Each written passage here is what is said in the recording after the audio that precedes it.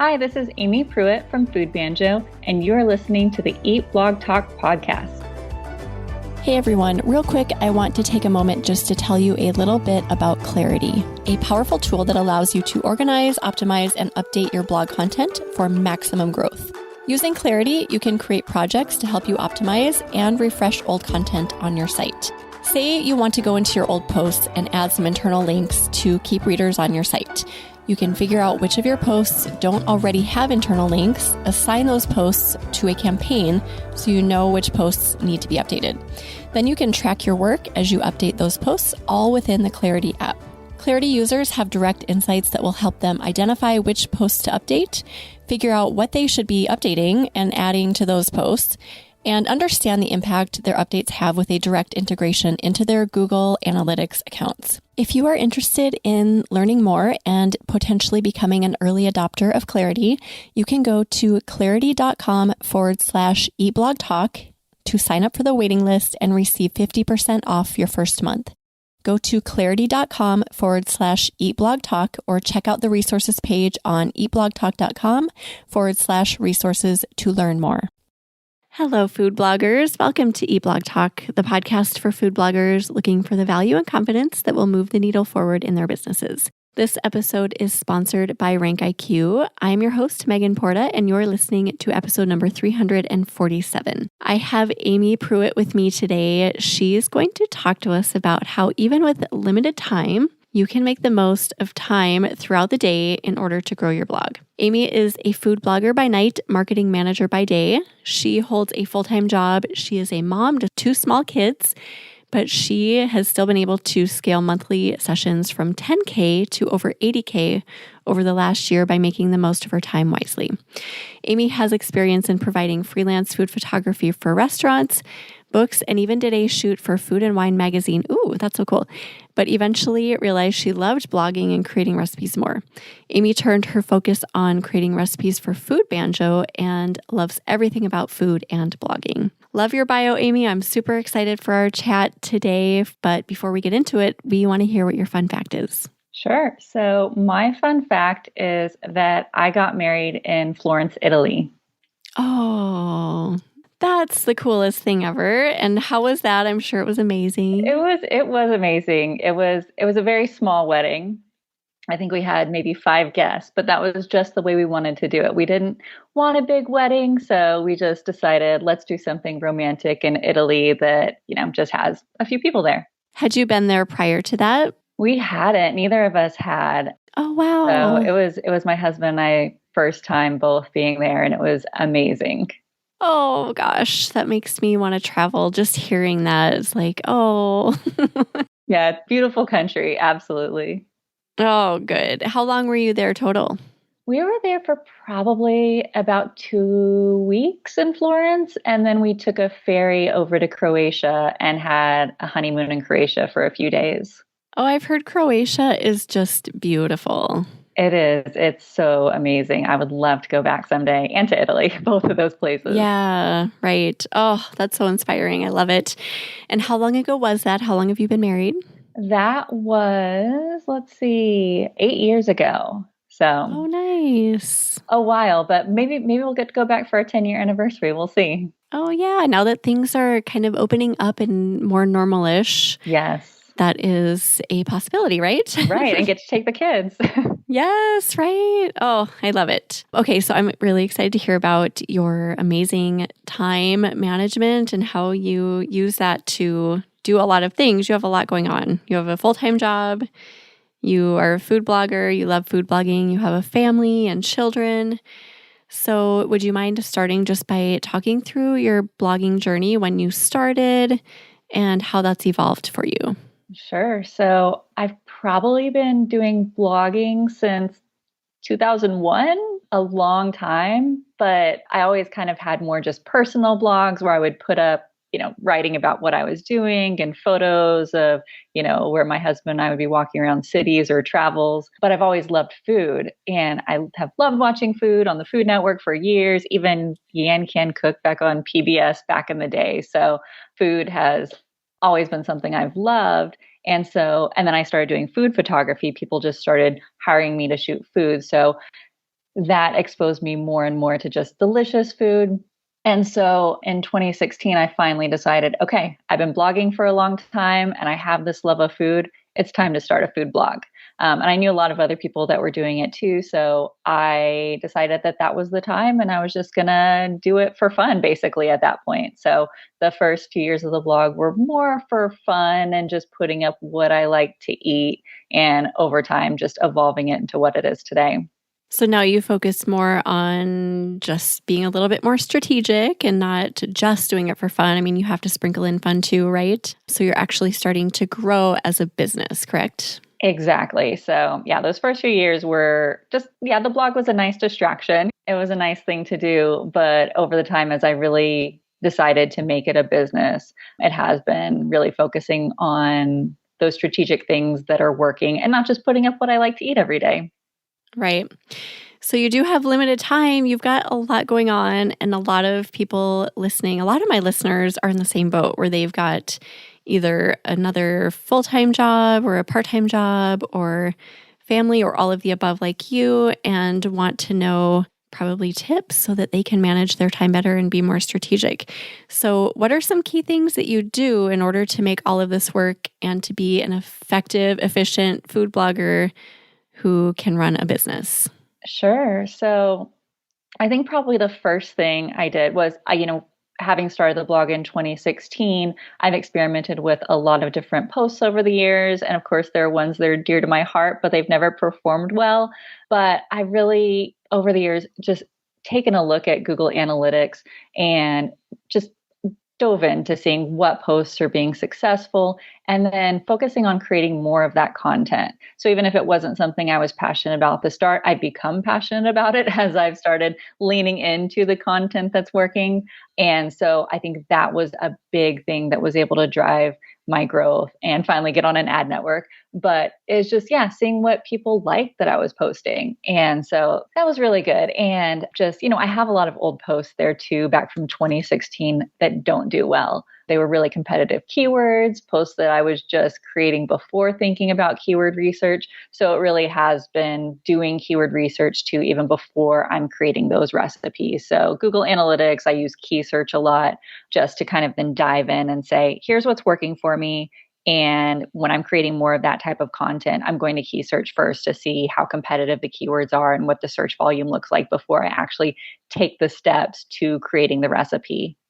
So here's something I've been experimenting with recently, and it kind of ties into this, is looking at what's working, like you're saying, Aimee, and then also looking at my old content that's outdated and trying to like make it work with what's working, if that makes sense. So like, can I put a twist on this so it relates to the things that are working? Does that make sense? Absolutely. I have actually been doing that some this year too, is I've used Clarity for it to really go through. It's a really cool product. I think I've heard you mention it on here before. Yeah. But I've gone through and kind of tagged, posts from 2016 about which ones I need to go through and update in certain ways, looking at the alt tags, just anything, revising the content, new photos, whatever it is, and figuring out which of those old posts I think have potential for updating and also just for good user experience. Because even if I can't rank for it, if somebody does stumble upon it, I do want to still provide them with a great experience, make sure the recipe is still great and that the post has whatever information they need to be able to make it successfully. Yeah, that's a good strategy. I feel like there are plenty of long-time bloggers, and long time, it doesn't have to be like 12 years like me, but like 4 years or more, 5 years or more. And there's value in going back and redoing some of that old content and getting into your Google Analytics and just seeing, like you're doing, like what is working here, and then creating more of that. Do you have any examples, like something that you found was working and what you began creating because of that? Yeah, so I got an air fryer, I think at the end of 2020, and started using it to cook, and I love it. I love it. And I started making air fryer recipes for my blog, and people seem to love the air fryer recipes I'm creating too. So I always try to think about, okay, what's something fun and unique that I can make in my air fryer that other people would want to make too, that's delicious. And so that's something that's been working for me really well. Now I try to pepper in other posts too, because I know my readers aren't just, not all of them might have air fryers, and I want to create other types of content too that, I love, and not just have it be air fryer recipes, but that is one area that I realized that those posts were doing well. And so I went through and have been creating more of those. That's a good example. And I'm just curious, with your limited time and your schedule, how much are you able to create? Like, how many posts do you create per week, per month, or whatever? Sure. I try to get up 2 to 3 posts per week. And some weeks, it might only be one, and some weeks it might be 4. So it depends a little bit, but I try to at least get up on average about 2 to 3 a week. That is awesome. That's really ambitious and awesome that you can do that. So that kind of leads into my next question, which is, how do you prioritize all of the tasks involved? Because there's so many, right? Video, photos, writing, recipe development, cooking, all of the things. So how do you prioritize all of that? Yeah. So I think the big thing for me is to not get distracted by the bright, shiny object. I think, there's a lot of things that are big right now. Instagram Reels, TikTok. And I know a lot of people are saying, yes, bloggers need to do that. And we probably do. But when you have limited time, I found that I've just been better about prioritizing what is actually driving me traffic right now and creating that written content that is going to kind of bring in traffic over time, rather than a TikTok video or Instagram reel that's going to be gone in a few days and no one's going to see it. So just in terms of growing my traffic numbers, I have not prioritized video, even though it's something I actually really enjoy doing. But from a time perspective, it just hasn't been worth it for me yet. And that's not to say that down the road you can't, but for now, I think it's really smart that you're focusing on like what is going to bring me traffic and money now, and then, leaving the door open for possibilities down the road, especially since you enjoy it. Exactly. I would love to do more video because, it is fun, and it's kind of fun to get your face out there and show people how to do something live, or, have a video instead of just the written content. So I hope to do more of it one day once I'm able to have a little bit more time to do it. Is your end goal to leave your full-time job, or do you want to try to make this all work for an extended period? That's a good question. I work in marketing, so I feel like it's very relevant to food blogging in the sense that we have to market ourselves as food bloggers too and market our content. And I work for a fantastic company. So I think it'd be nice to maybe be in a financial position to make that decision, be making enough money off of the blog to be able to say, okay, I could make this decision right now. But for now, I'm happy doing both and just trying to make the most of my time. And so we'll see. We'll see what happens in the future. Well, clearly you're making it work now, and things can evolve over time. So I was just curious. Are there any ways that you, like I always say, kill 2 birds with 1 stone, like getting things done efficiently, like knocking out 2 tasks in one, anything like that you can impart to others? Yeah, that's a good question. I think one thing that I do is I definitely try to recipe test what we're making for dinner. So a lot of times if I have something that I know I want to shoot, I'll actually make it for dinner for my husband and myself. So that way I can recipe test out and also get his feedback on what the flavors are like and everything. So I'm getting, more opinions and really figure out the recipe to a T, if it works or if it doesn't, if I need to, alter some stuff. And so that way, when it's time for me to shoot it, I've got it figured out and I can be really efficient with shooting it and know that I'm shooting something that's going to work and the plating works. And I kind of have it all figured out at that point. So I'm not trying to figure out while I'm shooting it. Yeah, that's smart. And does your husband give you good feedback? Is he a good recipe tester? He does. He used to actually do all our cooking. And then so he used to do all our cooking. And then I just really fell in love with it once we started the blog. And he and I actually started the blog together. So some of the early posts are actually written by him and the recipes are created by him. But he's stepped away from it because he's got other stuff to do, and I love it more than he does. But so he provides really good feedback on kind of if he thought something was too lemony or if it didn't have enough flavor or, whatever that is, he gives some really great feedback. That is underrated value right there, because I know a lot of spouses or kids or anyone who lives in your home who might not be a great recipe tester. It's so valuable to have that, right? My husband is really great at that too, and I take it for granted. I don't know what I would do if I didn't have anyone to give me feedback. I think that is so valuable to have that right in your home. Exactly. And I know he's going to be honest, which right. if I'm serving it to my mom or a friend, I'm not sure I would get that. Yeah. My dad is like, he's the most easy to please with food. He'll be like, oh, this is so great. And it's like clearly burnt or something is wrong with it. But he would not be a good recipe tester. So well, I'm glad you have that in your husband then. I know. I do too. Let's take a quick break to talk about the Eat Blog Talk Mastermind program, food bloggers. If you are looking for a supportive group of peers to hold you accountable in 2023 so you can level up, this program is for you. By joining the Eat Blog Talk Mastermind program, you will accomplish more in 12 months than you would in over 5 years when relying on your own efforts. You will find clarity on projects and you'll expand your network of peers, which will open up tons of opportunity for you and your business. Also, you will get firsthand access to relevant trends and information that will stop your wheels from spinning once and for all. Secure your spot now in order to lock in at the current pricing.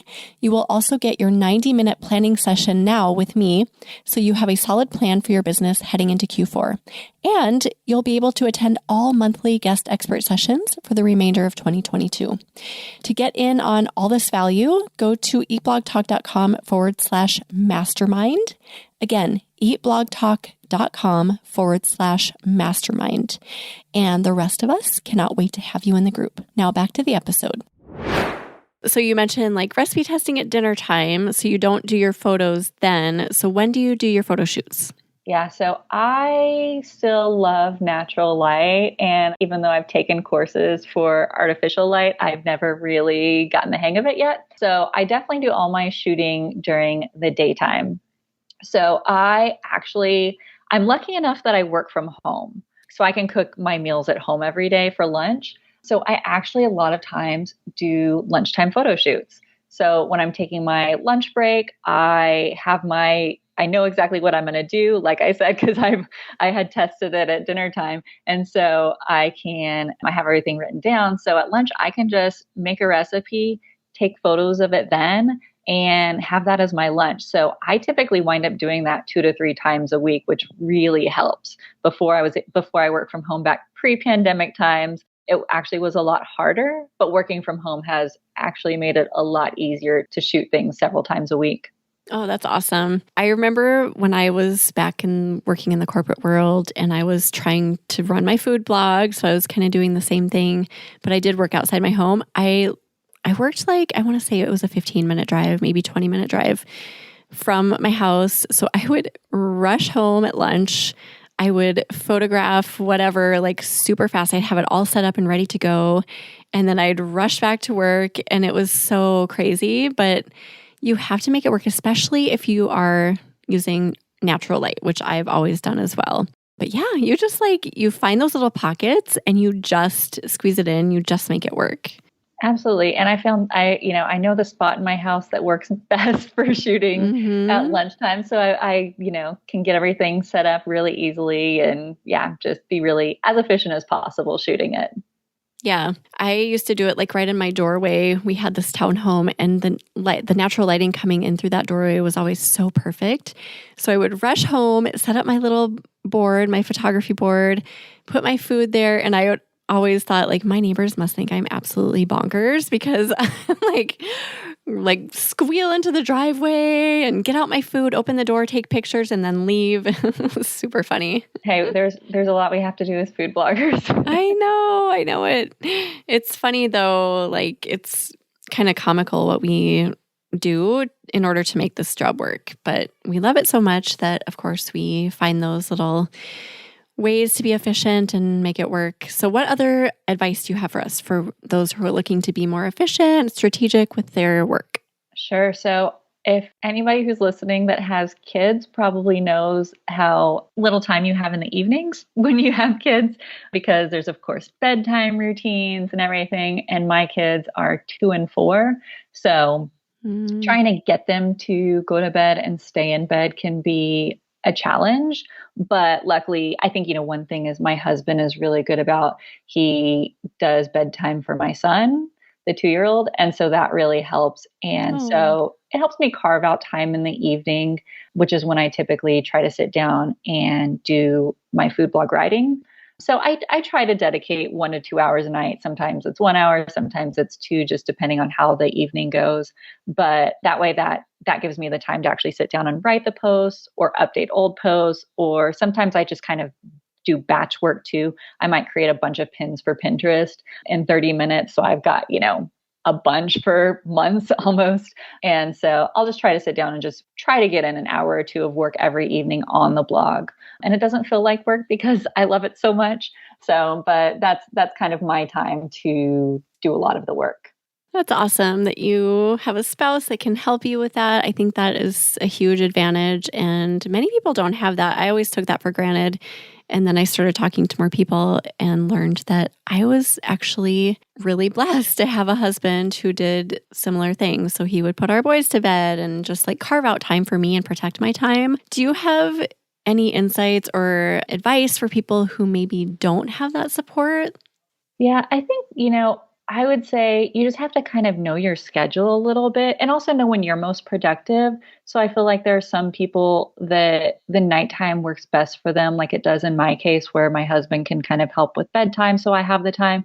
For some people, it might be waking up an hour early before your kids are up or before you have to go to work or something to do work during that time frame. Or, I don't actually get a lot of work done on the weekends because we're trying to do a lot with the kids, but maybe it is carving out, some hours on the weekend. So I think everybody just kind of has to assess their own time because everybody's situation is obviously different, and just kind of look at your life and see, where do I have the time? Where, maybe you're doing something like scrolling Instagram mindlessly. You're, spending a lot of time just watching TV shows that, if you really enjoy your blog, maybe you would just want to prioritize your blog stuff instead of some of the other stuff. So I think it's just really going through and taking a close look at how you're spending your day and where you might have those free hours that you don't think you have.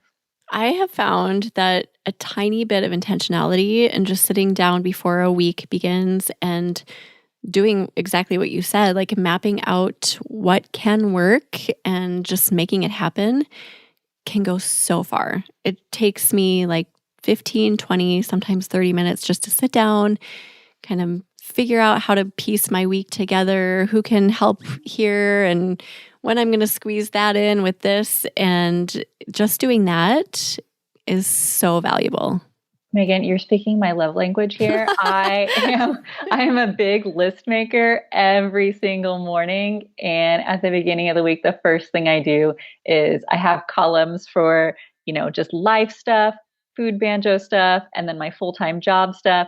And I go through and kind of map out what I need to do each day for everything. So that way it doesn't take up that brain space. And I feel so organized going into the week, what I actually need to accomplish. And so I can just refer back to my list. And then, I'm sure I know so many people are the same way. I love just crossing those things off once once I accomplish something. It just gives me, so much joy to cross things off the list. And those days and those weeks when I don't think ahead, those are the times when I'm mindlessly scrolling on an Instagram, catch myself and say, what am I doing? You don't need to be doing this. There are more efficient things to be doing right now. So that kind of takes that problem out of it. It eliminates that mindless work, or not even work, mindlessness out of your life. When you know what you're doing going into it, it just, oh my gosh, it just makes everything so much easier. I'm a huge list maker too. I love crossing things off lists. Yes, I think everybody, I think anybody that goes through the exercise is always a little bit surprised at probably how much time they they actually find that they do have to do stuff. And I found that to be the case. And that's why I feel like I've been able to get stuff accomplished is by just making the most use of every little bit of time. Yeah. And you have to when you have a full-time job. And I feel like people in your situation they have to be efficient. And it's people that maybe don't necessarily have all of their time filled that kind of get loosey-goosey with scrolling on Facebook and that sort of thing. And they need to kind of rein it in a little bit. I get that way too, because my boys go to school. We get help cleaning our home. And it's not like I need to be super efficient, but I have to rein myself in too sometimes. I know. I remember back in college, one of the semesters that I actually did the best grades wise was when I was taking a full course load and working 2 part-time jobs. And, it was just, I didn't have any free time. So I made the most of every single bit of time I had that semester. And it was fantastic. And I think back to that all the time as an example of just how, sometimes not having as much time actually lets you accomplish more. I so agree with that. Do you find you get more drained though when it's like that? Because I get like, you just have to be on like, okay, now I'm supposed to be doing this and now I'm going here. So at the end of the day, I'm a little more tired and maybe I sleep better. I don't know. What are your thoughts on that? Yeah, I think one thing that I do is I really try to take the weekends to not do too much on the blog. I think that's when I try to just be a lot more present with my kids. I'll, just sit in front of the TV a little bit on the weekends. So I feel like during the week is really when I just focus on everything. And then on the weekends, I kind of give myself a little bit more time to relax and read books and just do all that more relaxing stuff. Yeah, even though I totally agree with you, Aimee, that I love my job so much. When I get into my work, I'm immersed and I'm like, this is great. I love almost every task that I do, which is good, but you still need downtime. Your brain still needs rest time. So weekends, find some time during your week when you can give your brain that rest, because I think even though you may love your job like the two of us do, your brain still needs a break. Absolutely. You don't want to get burnt out in any way on this. And so, yeah, I feel like I always want to love it. So I don't want to be overwhelmed by it. Okay. When do you squeeze in learning? Because I know you're an avid podcast listener and clearly your business is taking off. So I'm assuming that you learn and you prioritize that. So when do you squeeze that in? Yeah, so I do love learning, like you said. And I think, one of the easiest ways is to learn is from podcasts because it's so timely. If you read a book, that can help, but it depends on the topic. But I feel like in food blogging, especially when you're trying to stay on top of food blogging trends, being as up to date as possible is so necessary. So I love listening to podcasts and I try to squeeze them in just when I'm doing other stuff that doesn't require a lot of thinking. So I tend to listen to podcasts a lot, either while I'm folding laundry or doing dishes or, a lot of times when I'm cooking dinner. So I just try to listen to them pretty much in the evenings when I'm just doing that, like basically the household chores, because then it also helps make the chores a little bit more fun.